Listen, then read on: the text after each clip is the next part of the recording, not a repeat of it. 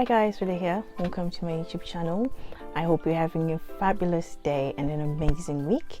So I know it's been a while since I've actually sat down, looked stiff and did a book review, and that's because I've been quite busy. Finally managed to have my own book out. Super excited, and it's out, and it's available on Amazon in the UK, and in the USA it's available on Barnes & Noble, but I'm pretty sure other websites or shipping sites will have it available soon. I'll definitely let you guys know. So this is what I've been working on for the last month, or intensively. I wrote the stories like from quite a while back, so these are stories from like 23-year-old Rudo, and I just felt like I owed it to her to like publish these stories. So it would mean so much to me if you guys would support me. Buy the book for a friend if you don't read. Yeah, so that's what has been taking up much of my time, why I haven't been able to do videos for the whole month, because editing. I hate editing, by the way. I hope for my next book I'm not going to be going through so much editing. But besides that, I have some amazing books to review today, and if you haven't read them, I highly recommend you get them. I don't think I've ever led you guys astray before. If I have, not this time. So the books I'm going to read today is going to be a collection, not a collection of one book, but 3 books by 3 different women. And these are all by Black British writers, and these are books that I read over the course of last month when I was really in the zone of reading. So number 1 is going to be The Book of Echoes, and this is by Rossana Amaka. Book number 2, I think if you've watched my last video, I went to this book event for the release, the launch party. It wasn't a party per se, but it was more of like an interview the day before the launch, and it's People Person by Candice Carty-Williams. I really enjoyed this. If you've read Queenie, she's the author of Queenie, and she did say there might be a part 2 for Queenie, so yeah, we better keep our eyes out for that. And number 3, it's Yinka, Where's Your Husband, and this is by Lizzie Damilola Blackburn. So these are the 3 books I'll be reviewing today, and I hope guys are going to enjoy it. I'm using one hand because I kind of hurt my elbow. I think you can tell that my arms are not proportional. I think this one looks a bit swollen. I have no idea what happened. All I know is Sunday night was the hardest night of my life. But other than that, I thought I owed you guys a video for you to see the books I've been reading. It might be a short review, it might be a long review, I'm not really sure. And I'm doing that thing again, which I do when I start blubbering, and it's because I haven't been in front of the camera for a long time. But I'm pretty sure I'll pick up as the video goes, so enjoy.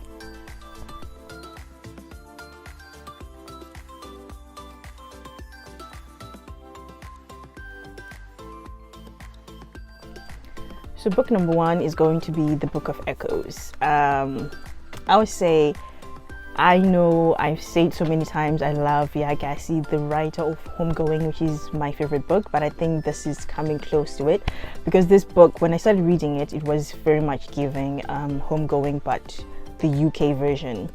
But when I got to read more of it, oh my gosh, you know, I have this thing where I fall in love with characters, and I will not lie to you, I've been in love with Michael.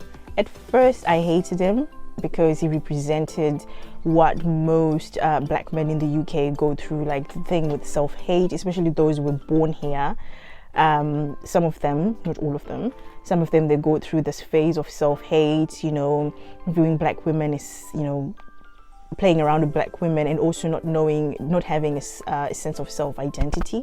So that's what was going on in this book. But let me read the synopsis and then just give you the themes that I pick up, because I'm trying not to spoil books now, so that I leave a lot to the imagination for you guys. So the synopsis reads, Brixton, 1981. 16-year-old Michael is already on the wrong side of the law. In his community, where job opportunities are low and drug running is high, this is nothing new. When Michael falls for Ngozi, a vibrant young immigrant from the Nigerian village of Obowi, their startling connection runs far deeper than they realize. narrated by an African woman who lost her life on a slave ship 2 centuries earlier. This powerful story reveals how Michael and Ngozi's struggle for happiness began many times ago. Through haunted, lyrical words, one unforgettable message resonates: love, hope, and unity will heal us all. So I don't really want to identify this book as like, you know, the UK version of Homegoing, because that's what I thought at the beginning. But I think this book is an individual on its own. Of course, it kind of has, like, if you've read Homegoing, you'll be like, oh, okay, that kind of has the same pattern, but they're completely different, because this talks of the history of slavery when it came to the slaves who were taken to Jamaica. And it starts with a woman, we don't really know her name, I hope. I've forgotten. I read this like last month. I know the themes, but I've forgotten the names.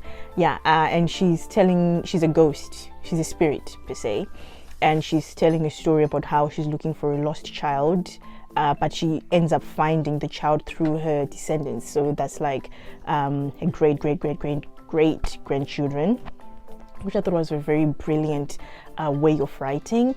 And the way that she would identify her descendants was through the smell of ginger, and that was this last thing she smelled when she had a baby before she died. So I think that was very touching for me, and I really liked that, you know, that's how it started.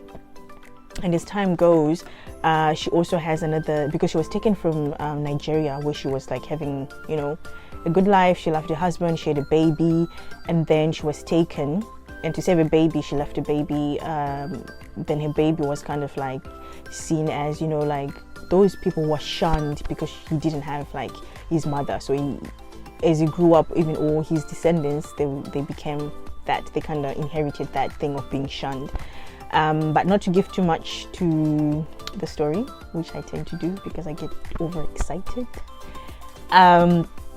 This book, it had so many topics which I managed to write at the back, because I've been a bit wonky due to medication, so I kind of had to write things in the back. So one of the major themes that I picked up was ancestry, and that is the spirit of the woman gives a glimpse of the 2 descendants, one from Jamaica and one from the UK. One from Jamaica in the UK and one in Nigeria. So the one in the UK, it's Michael. Michael is a young man. He grew up in a very dysfunctional family. His mom left, his dad remarried, then his dad left, and then his stepmother was killed by his brother. So as you can tell, he kind of has a very, you know, he had a lot to carry with him, which I felt very bad for him, because he really wanted his life to be good. He really wanted his life to go in the right direction. He didn't want to be involved with gangs, but, you know, he ended up getting ripped up in something that he was not even supposed to be in, and he ended up in prison for quite a while, and it was over something he did not do. But being a black man in the UK, I think quite a lot will resonate with this. And as he's in prison, he kind of like ends up knowing his history, falling in love with his identity, because before that he was not really in touch with his, you know, his identity. He did not like black women at all. He preferred like the blonde, blue-eyed women, and you get to know, if you read the book, where it really came from. So it wasn't like it was due to preference, it was actually due to trauma. So that was something that I picked, which I was like, okay, that's quite interesting. So if you read this book, you kind of understand where exactly it started from. And also there is Ngozi, who's from Nigeria. She's the descendant of the son of the woman who was just left there. So she was also abandoned by her father, and she also carried this, and, you know, she came from a very poor background because the father did not want to take care of her. He had 3 or 4 kids with the mom, but he was married to another woman, but he couldn't claim Ngozi's mother because, you know, she was shunned. So that kind of thing. So it kind of carried on, and you can see how that trauma affected her as she grew up, and how she had to face it. And finally, when she met with Michael, oh my god, that was legit like my favorite love story. I'm such a hopeful romantic, okay? Like, these are the kind of stories that I like, when this kind of thing happened. But I also think the connection was so intense because there was kind of like a history there, just like in Homegoing, those two guys, the last ones, I'm forgetting their names, but yeah, those ones. And the other topic which I picked was poverty. So when it came to Michael and Ngozi, they were driven by poverty due to colonization in Ngozi's case, because obviously Nigeria was colonized, and how it went with slavery, how people were taken from there, hence the story of the woman. And also like Michael, he lived in Brixton, and also like that's when all the gangs and all the drug around 1981, that's when that was happening. I know there were riots happening around that time, so poverty kind of like drove them to want to get out of their situations. And this was also due to slavery still affected them over 200 years later, and you can actually see the pattern of how that did that, and it was mostly psychological, and then it manifested into like the physical and stuff, which we know and see pretty much every day, and how it affected them. And the other topic which I picked was decisions, how your decisions will actually alter your life forever. One small decision that you make, it will literally alter the whole course of your life. So that is something that I saw with when it came to Ngozi, when she was dating this I think it was Scottish man, because she wanted to get out of poverty so much. She ended up like being with this Scottish man. He would come for 2 weeks, leave for 2 weeks, and he made her, I wouldn't say, he did deceive her, but also she was quite naive to think that he would just come for 2 weeks and leave, and he did not want to be asked questions. She ended up falling pregnant, and she was like, I'm going to England to find this man, so I can have a better life. So it was more of like a life ticket for her too, because the life she was living in Nigeria was not very good. She went through traumatic events. Her mother, when she went to work for this other family, the man who wanted to sleep with her, and her mother was like, I know what you mean, but there's nothing we can do. I think she was like 13 or 15 around that time, but the mother was like, yeah man, we can't die of poverty, I think you kind of have to do it. And I was like, oh wow, how poverty drives people to that extent. So she kind of had that in her head, as she grew up, she carried that trauma with her. And I think in last chapter you see when they reunite with Michael, how they both work through their traumas together and as individuals, but at the end they kind of have an understanding of like that kind of thing. The other one was intentionalized self-hate. So this was mainly Michael for me at the beginning. He was a very hard character to like, because of course like he was like that player, like he would like talk to so many girls, like telling them like, I'm with you, but then this second page he's like talking to another girl, and he viewed women as objects. And as I said before, we kind of had a preference, but you also know like where the preference came from. It was not out of choice, it was more out of like trauma. And I like how his character developed. I think he's one of my favorite characters in this book. In this book he was my favorite characters. I think he's actually one of my favorite characters this year. Yeah, I think him and Yinka, I think they are kind of my favorite characters from books that I've read so far. So yeah, he was my favorite. So you kind of see like how he grows out of like that mentality of viewing black women as just objects. Even though he was born from a black woman, he had a black sister, but I think it kind of failed to connect in his head, that kind of thing. And also like when he went to prison, how he ended up like, it was after he came out, then he was like, who exactly am I? He literally like went through an aggressive, intense period of self-realization, and then he came out of it. So he kind of became like a hotep, if I should say, but it wasn't like that one way he's like from a place of hate. It was more from a place of self-realization. The other topic which I picked was tragedy. So this was when Miss Loris, that's Michael's stepmother, her dying, and it changed Michael's view on life. Because his life changed from worse when the Asika's home is hit by tragedy. So their lives, they both faced very traumatic events. Like Michael's stepmother, she stabbed to death by his brother due to mental health. Then Ngozi, she had found a very nice family who were taking care of her, and then they were robbed, and the child was killed. And then she kind of had to move back because they ended up adopting the other girl who they were living with. So it was like back to square one again. That's how she ended up going to the other house where the man was trying to, like, you know, was sexually assaulting her. So these are the tragedies that they faced at quite a young age, which kind of like morphed into something big, which literally changed their characters. The other topic which I picked was stereotypes. So the thing is, there are so many topics in this book, but because I was enjoying it, I ended up like reading it for myself rather than actually reading it for reviewing. But yeah, these are the major topics. Stereotyping people. That's Michael being a young black man and Ngozi being a beautiful young woman. How they were using the body. So Michael is a young black man, you know, he kind of like knew what most, not all, but most white women, what they like about black men. You know what I mean? And he kind of used that. He used that to his advantage, and also like the way he looked, he seemed like he was a very handsome guy in this book. And Ngozi, she was a very beautiful woman. Like, she used her body to kind of get what she wanted. You know, I remember when she was working at an office, but she really did stand her ground. So yeah, that's what I can say about this book.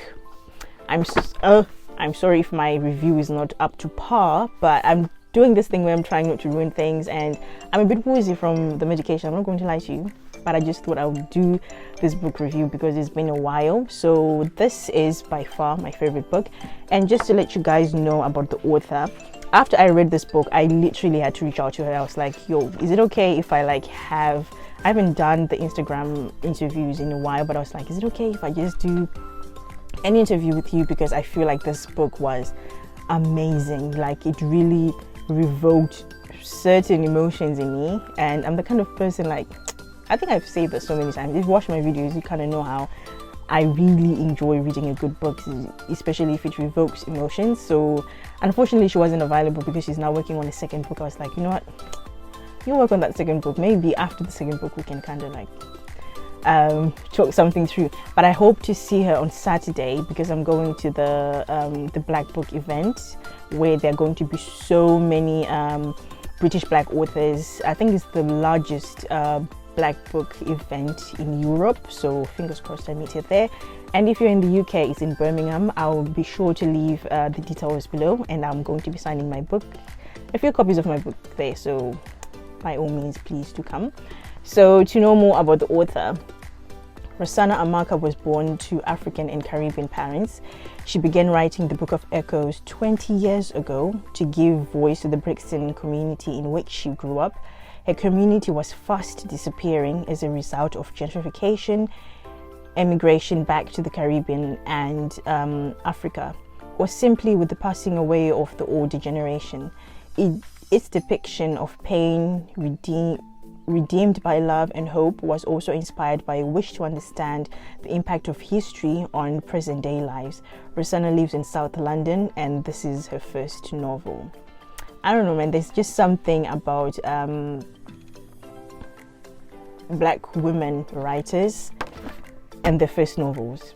Amazing, because I think even Yinka, Where Is Your Husband, is like a first novel, but you see as time goes on. But yeah, that's it from the Book of Echoes. That's some of the topics I picked, but because I was enjoying it too much, I kind of forgot to write down some of the themes. But yeah. So book number 2, People Person, and this is by Candice Carty-Williams, and she's the author of Queenie. And just to give you guys the synopsis of the book, it reads, if you could choose your family, you wouldn't choose the Penningtons. Dimple Pennington knew of her half-siblings, but she didn't really know them. 5 people who don't have anything in common except for faint memories of being driven through Brixton in their father's gold Jeep and some pretty complex abandonment issues. Dimple has bigger things to think about. She's 30 and her life isn't really going anywhere. An aspiring lifestyle influencer with a terrible and wayward boyfriend. Dimple's life has shrunk to the size of a phone screen, and despite a small but loyal following, she never felt more alone. That is until a catastrophic event brings her half-siblings Nikisha, Danny, Lizzie and Prince crashing back into her life, and when they are all forced to reconnect with Cyril Pennington, the absent father they never really knew, things get even more complicated. So this was a fun read for me. What I really like about Candice Carty-Williams, she doesn't really follow the rules of, when people say, oh, literature, you're not supposed to bring like text or phone conversations when it comes to literature, because it kind of takes something away. I like how she writes what she wants. She writes what she knows other people like me need. So I really like that she has a modern way of writing, and from an interview you can actually tell, like she was saying that that's just how she wants to write. So this story was very interesting, and I kind of picked a few topics. So number one, because this book is quite modern, it's modern in a way, and it doesn't have like history which stretches back to the 1800s. But yeah, number one, the theme is adulting. So all siblings grew up differently, and adulting waking the asses, especially Dimple. So these 5 half siblings, they all have the same father but different mothers, except for Prince and Nikisha. They have the same mother, and the father, oh my gosh, Cyril, he was just living his life. Okay, he would just have a baby with a woman here, another one there, another one there, another one there. So they would be like in the same vicinity, but they wouldn't really know each other. And he would just go on with his life. He never really took responsibility of being a dad. He was just like, you know what, my seed, I will come and see you like maybe after 10 years or so, that kind of thing. And when he came, he acted as if everything was okay. He was never a guy who dwelled on he was never present for his kids. He never contributed to taking care of them. He was just like, when he came, it's all good vibes. Took them for ice cream. Like the age differences were so bad. Like they would just be like, okay, I'm taking you for ice cream. There was like a 9-year-old, a 17-year-old, a 16-year-old, a 15-year-old, and all of that. So he was like, yeah, we're going for ice cream. So that was the first time they ever met together. And then later on, I think after 15 years, that's when they came back together again. But the way they came back together was due to a tragedy, which is very funny, because no one really dies, okay, but it's like an attempted murder, which I found to be very thrilling, because I was not expecting that. I was like, okay, maybe this is just like Queenie. Queenie was she was unhinged, okay, so I was like, okay, maybe that's where this is going. But this one was actually quite mind-opening, because it kind of had some underlying childhood traumas. So the childhood traumas, for example, each sibling had abandonment issues due to their father Cyril. They coped with them in different ways. So for example, Dimple, she always felt she had to be in a relationship. So she was in a relationship. She was in a relationship with a boyfriend who was horrible, by the way. He was a very terrible boyfriend. He was controlling. He wanted things to go his way, but because Dimple, she lacked that presence of a male in her life, she kind of felt she had to have him until she broke up with him. And then when they were fighting, he hit his head on the corner of I think a counter, and then he fainted. Or he didn't faint, but he was unconscious. There was blood everywhere. She thought he died. She called his siblings, so that's how they ended up being bound together again. Then there's Lizzie, who's the same age as Dimple. They're a week apart. So the dad, he was with Jane, who's Dimple's mom, first, and then he was with Lizzie's mom the following week. So they're following week or two, so they're a week apart. Lizzie would be described as cold, but I think it was more for like a coping mechanism. She didn't really let people in. And I liked how when I went to the book event, they were saying that, Candice was saying that she used like horoscopes to kind of like bring out the character of each, to bring out the characteristics of each character in a way. But all these characteristics, or all these characters, they also have her in a way. So it's like her amplified, like one of her characteristics amplified in one character, but also using like different horoscopes, which I think is a very fantastic way, brilliant way of making up characters. I think I'm going to actually adopt that. So Lizzie, she was like half Nigerian, half Jamaican, and she seems like she's cold, but she is a defense mechanism, and she's like straight to the point. She's like proper Nigerian. Then there's Prince. Prince is a player. He's all jokes. Like his defense mechanism is he kind of like he jokes around too much. Like when those people were like in a serious situation, they always find something to lighten up the mood and stuff. So that was Prince. And then we have Nikisha. She's controlling. Apparently she's in Aries. I didn't know that Aries are controlling. I'm in Aries, but I don't think I am. I mean, you know what, anyway, Nikisha, she tends to be, she's the oldest, so she kind of needed to have everything in order, everything in place. And I think because from a very young age she was made to take care of her brother, she kind of stepped in as the mother-father figure for her brother Prince. So she's always carried that on her back, even when they were going through this thing of trying to bury the body, which was alive, by the way, and then he ran away, the boyfriend ran away. So they were looking for him for a while, but he wasn't conscious, all of that. Like I said, I'm very much tempted to spoil, but I don't want to spoil the book. Just know that there's a lot of drama and it's funny. You literally find yourself laughing out of all this strategy. But yeah, and then there's Danny. He's half white, half black. So his mom is white and Cyril, of course, is Jamaican, is black. He's quite guarded, so he doesn't really take things too seriously. But that was because of his history when he went to prison over something. And you kind of see that, it's also like a defense mechanism where he just lets things slide. He's like one of those people who's like, I wouldn't say he doesn't take things seriously, but he doesn't dwell too much on things. He's kind of like, laid back and stuff, which really pissed off Lizzie, because Lizzie was like, okay, this and this, that kind of thing. It was a very exciting, they had a very exciting relationship amongst themselves, because, for example, Prince is all jokes and Lizzie is all cold. So like, I really liked the interactions because Lizzie would get so annoyed quickly. The other topic or theme that I picked up was unrequited love, which is the worst, which is definitely the worst. And that was between Janet and Cyril. So Janet is Dimple's mom, and she was very much in love with Cyril, but because Cyril, he had this thing where he was not really a relationship person, he felt like being tied down.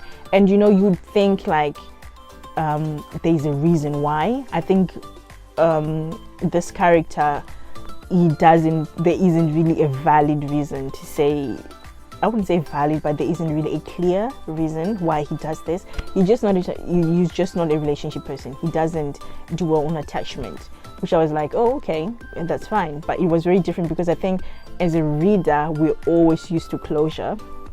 But when it came to Cyril's character, we're not really offered that, which I really think was very interesting. And yeah.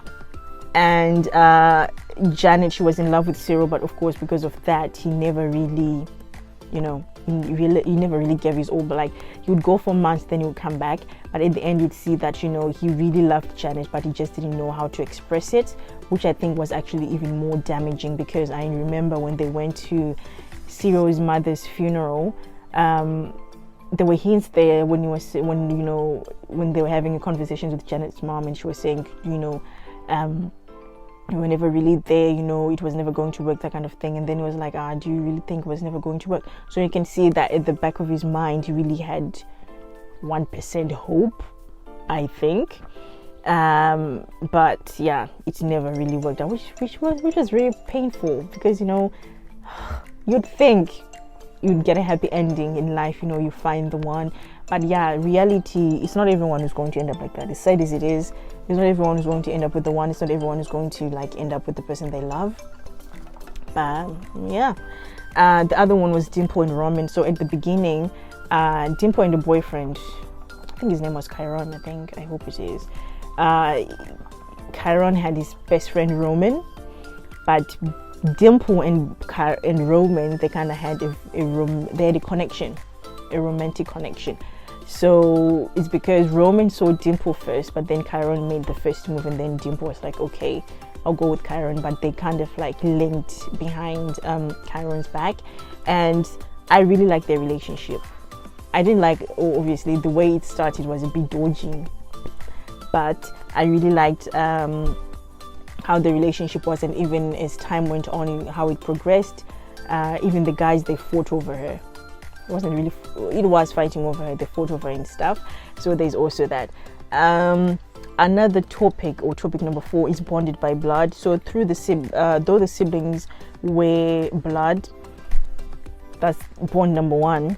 Yeah, Chiron's issue also bonded them. So like his blood spilling, it kind of also brought them back together. And as much as they made little effort, blood united them. So they tried as much as I know Lizzie, she did not really want to be part of this group because she was working towards, I think she was being a doctor. So she was very headstrong, focused on a career and living with a girlfriend and all of that. So this was not a very good thing, because they would actually get in prison if Chiron had remembered. But he had amnesia, but then he remembered. But I'll leave you to find out what exactly happened after that, because I'm trying not to spoil the book for you. And last but not least, the effects of absent fathers. So Cyril's life cycle, also being abandoned by his mom and his dad, came on the legacy. Carried on. Oh my gosh, I can't read my own handwriting. Carried on the legacy. So yeah, Cyril was left by his mom and his dad, so he kind of like carried on that legacy when he left his kids. But yeah, these are some of the topics which I picked from the book. But if you really want the in-depth conversation, I know Candice on my last video, she really talks about it, because she's quite open about how her dad left. So this is not typically about her life, but they're kind of like remnants about her life, because her dad was kind of like a serial in a way. So that was quite eye-opening, and it was very interesting to know, because I think someone said that life imitates art, or art imitates life. One of the two, whichever makes sense, is one of them. But yeah, that was pretty much the book. And the synopsis, really more about Candice Carty-Williams. She was born in South London in 1989, the result of an affair between a Jamaican cab driver and a dyslexic Jamaican Indian receptionist. She's a culture writer and the author of the Book of the Year award-winning Queenie, as well as the young adult novella Express and Ania. In 2016, Candice created and launched the Garden and Fourth Estate Short Story Prize for underrepresented writers, the first inclusive initiative of its kind in book publishing. Candice is the ex-Garden Review books columnist, has written for The Guardian, obviously, ID, Vogue, The Face, every iteration of the Sunday Times, Beat Magazine, Black Ballad, and many more publications. Her Sunday Times best-selling debut, Queenie, received wide acclaim and was boldly political. No, I skipped something. Queenie received wide acclaim and was described as vital, disarmingly honest, and boldly political. Paper Person is a highly anticipated second novel, so be sure to check this book out. I loved it. Okay, I really enjoyed it, and I think I'm now in this space where I'm reading more Black British books. I think this is my way of accepting that maybe this might be my home. I don't know, but yeah, I think this is the first time I've actually read more than 4 Black British books in a row. So yeah, I think this is also a revelation for myself that after 8 years, I'm finally saying, okay, maybe the UK might be my home, but who knows. But yeah, be sure to check out this book. Last but not least, we have Yinka, Where Is Your Husband? So I'm actually going to go to a book club, my first book club for the year, around end of June for this, and I'm super excited. But I got overexcited and I just read it way in advance. And this book is for my Christian girls. You know, the Christian girls were looking for love. We've been told that, you know, you have to give it up to find a man. This is for us. So Yinka, oh yeah, I need to read the synopsis, isn't it? I'm so sorry, I'm so wonky today, please forgive me. I'm more professional than this most times, I think, if you've watched my videos. So the synopsis reads, Yinka wants to find love. Her mom wants to find it for her. But how can she find a husband when she is surrounded by her many aunties who frequently and loudly pray for her delivery from singledom, has a preference for chicken and chips over traditional Nigerian food, and a bum she's sure is far too small as a result. Oh, and the fact that she is a 31-year-old South Londoner who doesn't believe in sex before marriage is a bit of an obstacle too. When her cousin gets engaged, Yinka commences Operation Find a Date for Rachel's wedding. Armed with a totally flawless and incredibly specific plan, will Yinka find herself a husband? What if the thing she really needs to find is herself? So it's pronounced huzband, like HUZBAND, which I really like. There's a very personal touch to it. It's a Nigerian thing. So Yinka, Where Is Your Husband was a very hilarious book. I know there's someone who said that it was a bit underwhelming, maybe because of the hype, I don't know, but I think this is due to like your preference. But I really liked it. I really liked how, you know, I don't think I've ever read a book for churchgoers before, like African literature for churchgoers before. So this was very interesting. This was a very interesting book. So if you're a churchgoer who's waiting for love, looking for love, this is for us, hey? This is definitely for us. So, my gosh, did I write any topics? Oh yeah, I did. Okay. Because I enjoyed it, I'm actually surprised I got to like write themes, but yeah. So theme number 1, marriage being an achievement. So in Yinka's family, especially her mom, she believed that marriage was an achievement. And I think for most African households, if a daughter gets to like mid-20s actually, like around 25, 26, I think I'm late. I don't know, maybe soon I'll be expecting this too, but mid-20s to like your 30s, people start questioning if there's something wrong with you, because why do you not have a husband? So Yinka, her mom, especially her mom and her aunties, they were pushing because her friends were getting married. Her friends were getting married. Her little sister had gotten married and she was about to have a baby. Her cousins were married, they had babies, and then there was the last cousin, I think. She was about to get married, so there was a lot of pressure for Yinka. So Yinka's family saw marriage as an achievement regardless of how they got into it. So they didn't care how you got into a marriage or how you got married, as long as you were married. It's like a status thing, and I know for most African families it's still a thing. So this was very hard for Yinka because they would embarrass her. Like at his sister's baby shower, when they prayed for the baby shower, they prayed for the for the sister and for the baby.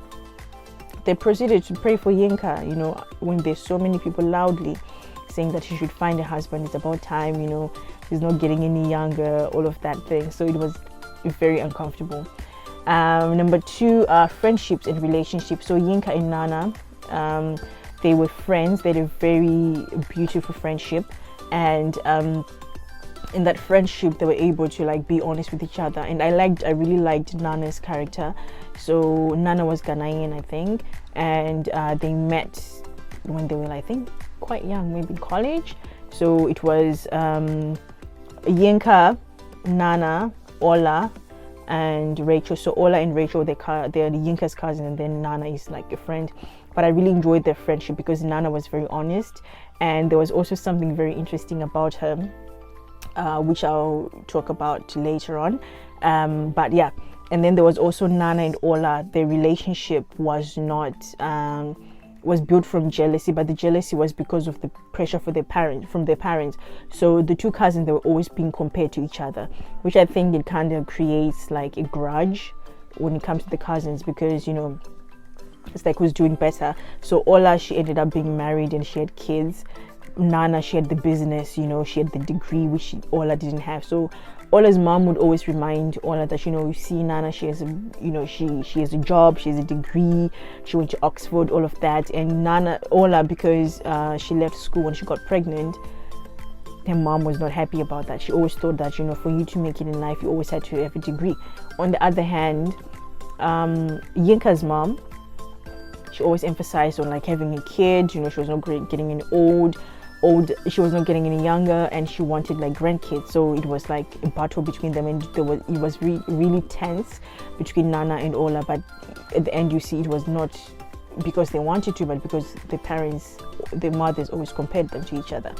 Then there was the issue of body dysmorphia and insecurities, which Yinka struggled with because of her body shape, and she altered her image to look a certain way. So Yinka is very funny. She said that she had a J bum, which I imagine, and it was very funny. So it's like a J, like she was very flat. So she emphasized so much on that bum, how she was, she was skinny, and she was very dark skinned. So she always felt like, the kind of woman, how she looked, it's not what men prefer.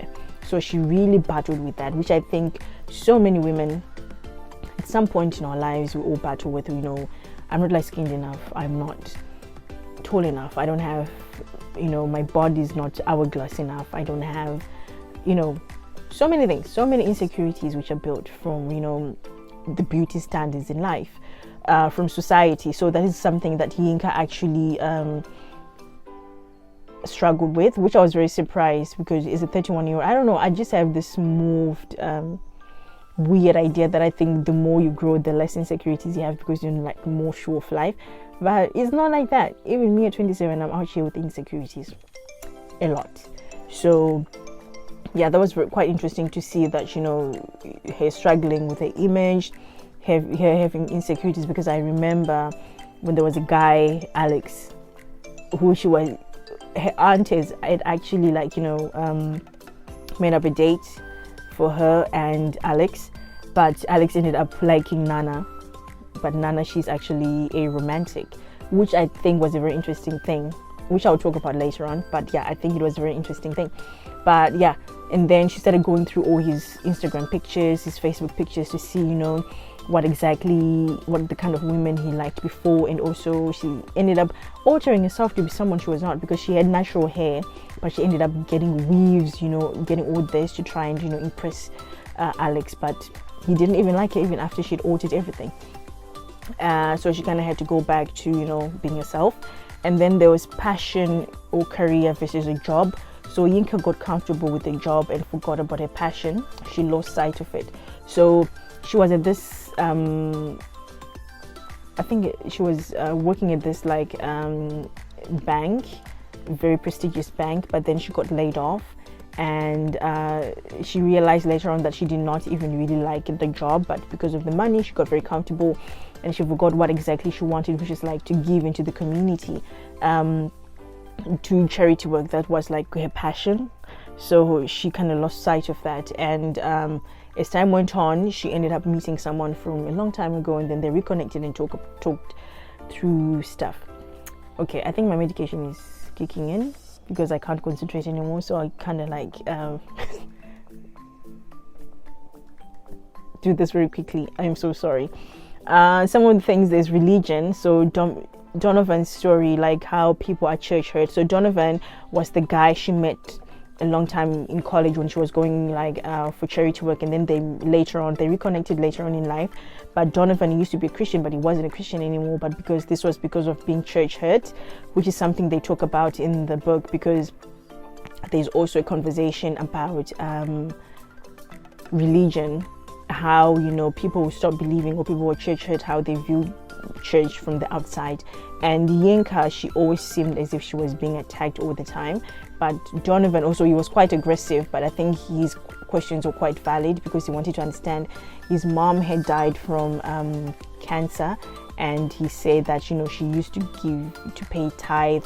She used to pay tithe. She used to go for prayers. The people would come and pray, and they'll say, "Yeah, God has delivered you" and stuff. So he kind of had held a grudge with the church over that, which I would understand because, you know, you would have hope and all of that.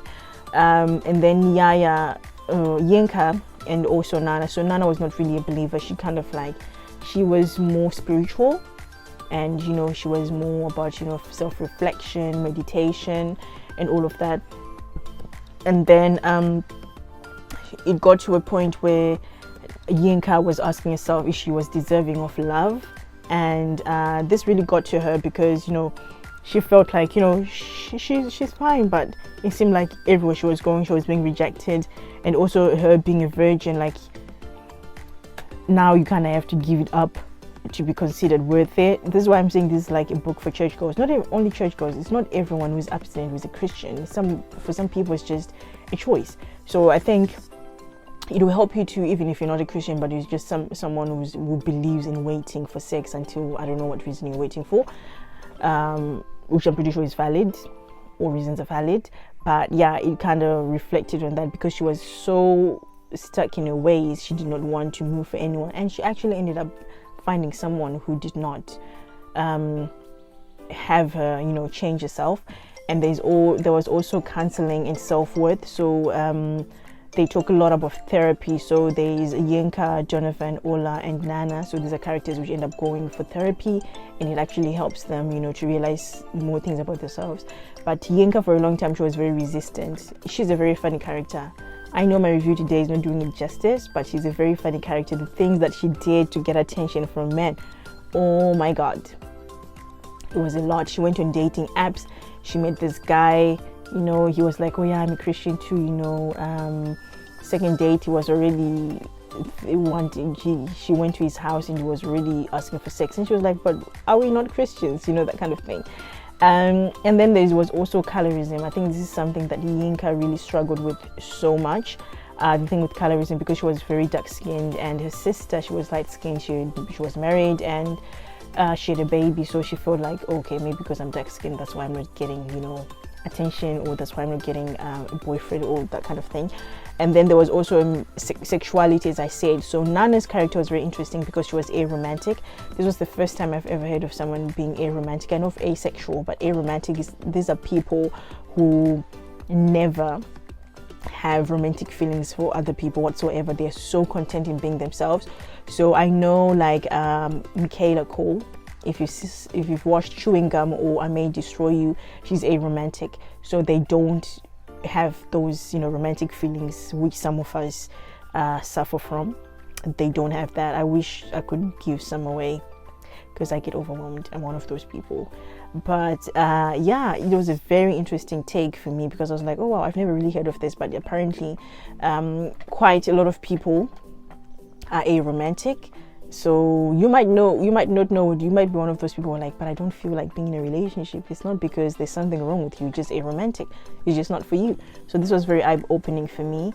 And to give you guys a bit, to get you familiar with the writer. So Lizzie Damilola Blackburn is a British-Nigerian writer born in Peckham who wants to tell stories that she and her friends have longed but never seen, rom-coms where Cinderella is black and no one bats an eyelid. In 2019, she won the literary consultancy pen Factor Writing competition with the early draft of Yinka, Where's Your Husband, which she has been writing alongside her job at Carers UK. She has been on the receiving end of the question in the title of the novel many times and now lives with a husband in Milton Keynes. So this is almost the same as People Person, where, you know, you kind of have remnants of the author puts remnants of the personal lives in the book. But yeah, I've not done today's review justice. My apologies. But these are great books, and I hope you guys take the time to check them out. And I hope I'm going to be meeting all these writers at the Black Book event. I'll be so, oh my gosh, I'll be so psyched. And I think that's going to be my next video. I'm going to be recording the whole event, so it might be like a vlog-ish thing, like the one I did the last time, because I think I'm going to be doing more of those, since I've committed to go to more book events this summer. So yeah, if you don't see my face, I'll probably be doing the vlogging thing. But thank you so much, you guys, for supporting me, and I hope you get the chance to check out my book. And your feedback would mean a lot, even though by feedback I kind of mean compliments. I'm not very good with criticism, but anyway, this is my first book. I'm giving myself grace. I'm going to be kind to myself and accept all criticism so that I'm better for my next work, which will, I don't know when it will be out. I have not even started. But yeah, it will mean so much to me. And yeah, thank you so much and have a good day. Until next time. Bye.